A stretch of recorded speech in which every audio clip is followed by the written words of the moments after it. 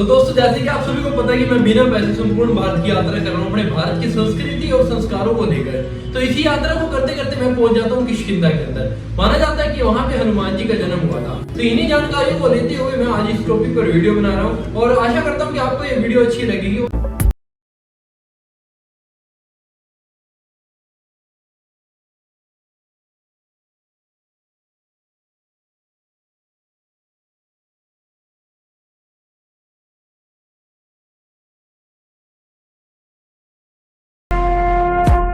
जब 22 जनवरी को अयोध्या राम मंदिर में श्री राम लला की प्राण प्रतिष्ठा हो रही थी और साथ ही हमने देखा कि कर्नाटक राज्य के कोप्पल जिले के पास हम्पी विजयनगर के पास अंजनाद्री गांव में जहां बताया जाता है कि यहां हनुमान जी का जन्म हुआ था।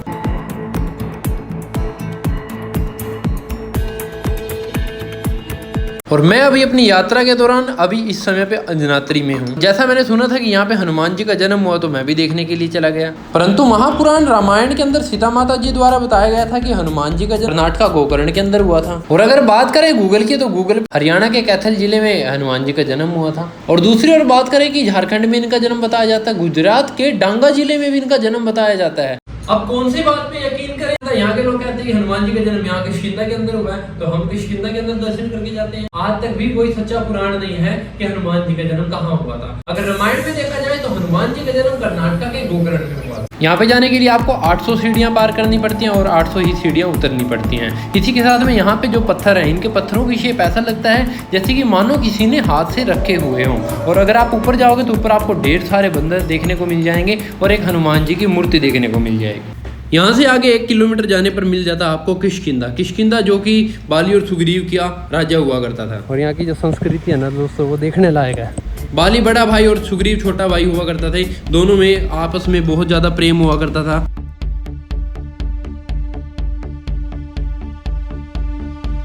एक बार एक ताकतवर राक्षस बाली को ललकारते हुए उसकी महल में आ जाता है और बाली को युद्ध के लिए ललकारता है। सुग्रीव और बाली दोनों युद्ध करते करते एक गुफा में चले जाते हैं, जहां बाली सुग्रीव को कहते हैं कि तुम यहाँ पर मेरा इंतजार करो और मैं इसको मार कर आता हूँ। सुग्रीव के द्वारा 2 साल इंतजार करने के बाद में जब बाली गुफा से बाहर नहीं आए तो थोड़ी देर बाद वहां से खून की धारा बहने लगी और सुग्रीव को लगा कि शायद मेरे भाई का वध हो चुका है। राक्षसों के डर से उस गुफा को बंद कर दिया एक बहुत बड़ी चट्टान, एक पत्थर से। और पत्थर रखकर निराश होकर अपने राज्य की तरफ चले गए। राज्य के लोगों ने बड़ा ही जोर डालकर सुग्रीव को राजा बनाने की कोशिश कर रहे थे। जिस दिन उनका राज्याभिषेक था उस दिन पीछे से बाली आ जाते हैं। बाली उनको कहते हैं कि तुमने अच्छा नहीं किया, तुमने राज सिंहासन के लालच में अपने बड़े भाई को एक गुफा के अंदर बंद कर दिया।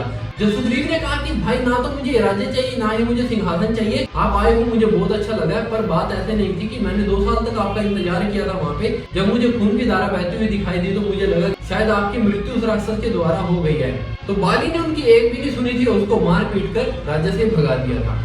जब बाली ने उस राक्षस को मारा था तो उसने ऐसे घुमा घुमा के उसको आकाश में फेंक दिया था और उसके खून के जो छींटे थे वो मतंग ऋषि के आश्रम में और मतंग ऋषि के ऊपर गिर चुके थे। ये सब देखकर मतंग ऋषि को इतना गुस्सा आया कि उन्होंने बाली को श्राप दे दिया कि जब भी तुम मेरी आश्रम की सीमा में आओगे तो तुम्हारी शक्तियां आधी हो जाएंगी। इसके चलते चलते वहाँ दूसरी तरफ श्री राम जी अपना वनवास काट रहे और रावण महाराज सीता माता का हरण करके पुष्पक विमान के अंदर उसको लेके जा रहे थे। बीच में सुग्रीव बैठे हुए राक्षस को अपने विमान में एक स्त्री के साथ दक्षिण की ओर जाते हुए देखा। वह देवी जोर जोर से सहायता के लिए पुकार रही थी और हमें बैठे देखकर उसने कपड़े की एक पोटली में बांधकर कुछ फेंका।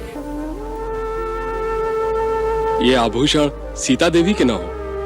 सुग्रीव अपने बारे में सारी बातें बताते हैं कि उनके भाई ने उनके साथ में क्या क्या चीजें की हैं।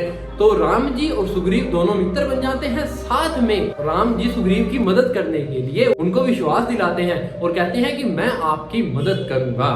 मित्र का शत्रु शत्रु होता है। सुग्रीव हमारा मित्र है। तुमने उसके प्रति जो अन्याय किया है तथा तुम्हारे पापों का दंड देने के लिए हम तुम्हारा वध करने की प्रतिज्ञा ले चुके हैं। तो इसी के चलते श्री राम जी ने ठान ली थी कि मैं बाली का वध करूंगा। सुग्रीव और राम जी प्लान बनाते हैं कि बाली को कैसे मारना है। तो बाली ने बताया कि आप उनको ऐसे नहीं मार सकते क्योंकि आप उनके सामने जाओगे तो आपकी शक्तियां भी आधी हो जाएंगी और सुग्रीव आपका वध कर देगा। तो राम जी ने उनको बोला था कि आप पहले लड़िए जाके, तो हम पीछे से तीर मारेंगे। सुग्रीव ने श्री राम जी को पूछा कि आपकी और मेरी क्या दुश्मनी है, हमारी तो दोनों भाइयों की आपस में लड़ाई थी। एक बात का उत्तर तो दो, लड़ाई तो हम दो भाइयों में थी। ऐसे समय में छुपकर मेरा वध करना, यही आदर्श है आप आर्यों का। राम जी ने बोला तुमने इसके राज्य को छीना है, तुमने इसकी पत्नी को जबरदस्ती अपनी पत्नी बनाने की कोशिश किया है, इससे बड़ा पाप और क्या हो। अपने छोटे भाई सुग्रीव के साथ अन्याय करके बिना किसी दोष के उसे निष्कासित कर दिया और उसके जीते जी उसकी पत्नी रूमा को अधर्म और अनीति से पत्नी की भांति अपने अधीन रखा। आपने अपने छोटे भाई की बहू को अपनी पत्नी बनाने की कोशिश करी है, उसके बच्चों को आपने अपने पास में रख लिया, इसका राज्य आपने ले लिया है, इससे बड़ा पाप और क्या होगा। तो बाली उनको कहते हैं कि मैंने इनका राज्य रखा है क्योंकि इन्होंने मेरे साथ में भी गलत करने की कोशिश की है, मुझे जीते जी मारने की कोशिश की है। पर काफी सारी जगहों पे ये दिखाया जाता है कि बाली ने जबरदस्ती सुग्रीव की पत्नी को अपने पास में रखा था और अपनी पत्नी बनाने की कोशिश करी थी। ये बात सरासर गलत है, इस बात को मैं नहीं मानता। और ये जो मैंने आपको बात बताई है कि आपस में दोनों भाइयों के बीच में गलत फहमी हो गई थी। सुग्रीव ने सोचा था कि 2 साल तक उनके भाई अंदर लड़ाई कर रहे हैं और लड़ाई में वो मारे जा चुके हैं। बाली और सुग्रीव के बीच में लड़ाई थी, ना कि उनकी पत्नी और उनके बच्चों के बीच में। तो बाली ने ये सोचा था कि सुग्रीव को तो मैं दंड दूंगा ही दूंगा, पर इसकी पत्नी और इनके बच्चों को मैं अपने पास में रखूं। अगर इसके साथ में इसके बच्चे और इसकी पत्नी जाएंगे तो वो तंग हो जाएंगे, तो इसलिए मैं उनको अपने पास में रख लेता हूं। पर उन्होंने उसकी पत्नी और बच्चों को कोई भी हानि नहीं पहुंचाई थी। तो हमारे इतिहास को थोड़ा उलट पलट कर बताया जाता है दोस्तों। अगर जो रियलिटी है वो रामायण के अंदर लिखी हुई है, जितना हो सके आप अपने ग्रंथों को पढ़िए और ज्यादा से ज्यादा अपने धार्मिक ग्रंथों के बारे में, अपने इतिहास के बारे में जानकारी लीजिए। ये थी बाली और सुग्रीव की कहानी। हनुमान जी के जन्म के बारे में कोई प्रमाण अच्छे से मिल नहीं पा रहे हैं, पर रामायण के अंदर साफ साफ लिखकर बताया गया है कि हनुमान जी का जन्म गोकर्ण कर्नाटका में हुआ था। आपको हमारी वीडियो कैसी लगी? मैंने इतनी मेहनत करी है यार, इसके लिए एक लाइक तो कर दीजिए और कमेंट में जय श्री राम जरूर लिख दीजिए। और आपको अगर किसी अलग स्टोरी के बारे में पता हो तो आप उसका जिक्र जरूर कीजिए, मैं आपका रिप्लाई जरूर करूंगा। जय हिंद, जय भारत, जय गौ माता, जय श्री राम।